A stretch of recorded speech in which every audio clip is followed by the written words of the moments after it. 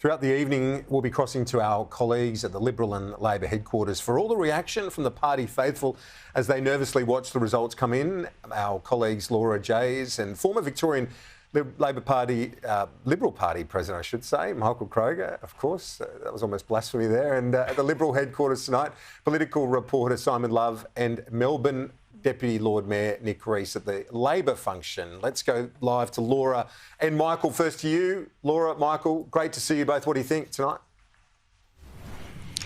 Well, we are in Rowville. I just wanted to get to a few nerdy points and just kind of springboard off the panel there about the low voter turnout. The intel I have is that it could be as low as in the 80%, the low 80%, the really low pre-poll number of 30,000. That is actually 11,000 lower than at the general election. Now, last year they favoured the Liberal Party 55 to 45%, and, you know, that being low obviously is not great, but the mood was pretty good on pre-poll there. That people manning the polls said it was pretty good for the last week or so. 18,000 postal votes, that is actually higher than last year's general election. You'd think that would favour the Liberal Party. They're pretty satisfied with the strong campaign when it comes to postals.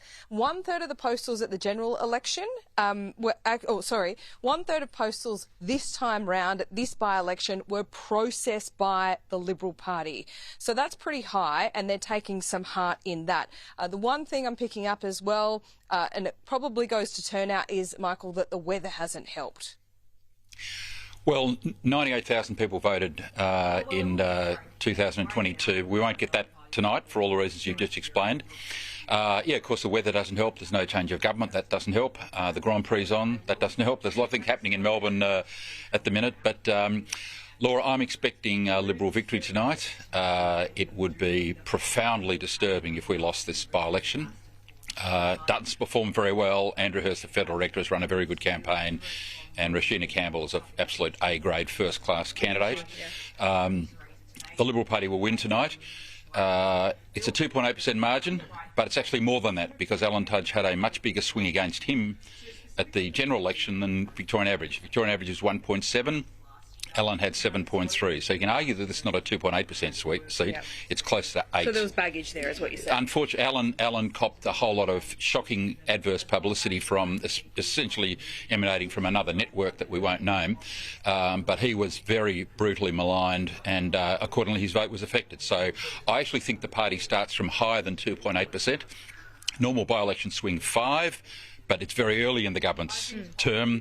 Their popularities increase, so there isn't actually much of a by-election swing involved. So I'd expect Peter Dutton to win tonight. And to all those people that tell me how unpopular he is, remember one thing in politics: if you're the federal leader of whatever party, it's far more important to be respected than liked.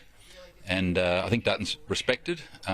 If I had $1 for every person that told me how much Daniel Andrews was hated in Victoria, the most hated figure of all time, maybe really the public, rightly or wrongly, the public respected him, and that's what matters, not whether people want to have a beer with you at the pub. Richard Marles likes Peter Dutton, so, you know, Richard Marles is a Victorian. He's been a big part of this campaign. We'll see what happens there.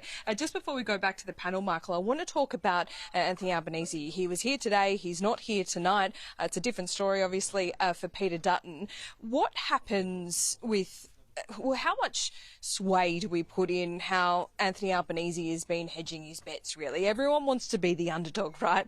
In any election, by-election is no different. He's been saying, well, you know, anything less than a 6 in front of it and a two-party preferred vote for the Liberals will be a disaster. You would expect him to do that. That's what elections are all about. But that is just not going to be the litmus test tonight, is it? And also, I should point out, it's not beyond having swings to governments in by-election. It's happened in Lindsay before, it happened in Griffith when Kevin Rudd retired, for example. So, you know, you can always find stats to suit your argument, and that's what Anthony Albanese did today. It's not going to be 60%, as we know. I mean, Alan Tudge got just over 60% two-party preferred in 2019.